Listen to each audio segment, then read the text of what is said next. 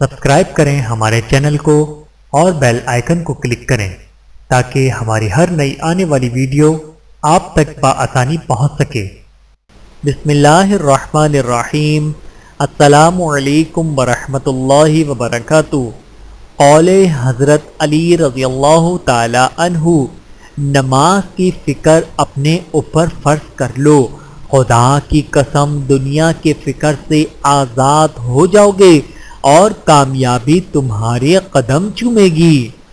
اگر کوئی تم سے ناراض ہے اور اسے اس بات کا غرور ہے کہ تم اسے منا لو گے تو اس کے غرور کو ٹوٹنے مت دینا۔ حضرت علی رضی اللہ تعالی عنہ نے فرمایا، ایسی غربت پر صبر کرنا جس میں عزت محفوظ ہو اس امیری سے بہتر ہے جس میں ذلت و رسوائی ہو۔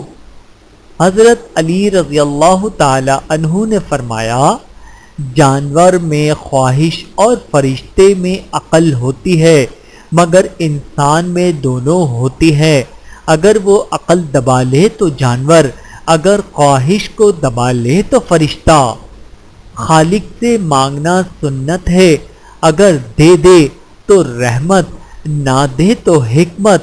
مخلوق سے مانگنا ذلت ہے، اگر دے دے تو احسان، نہ دے تو شرمندگی۔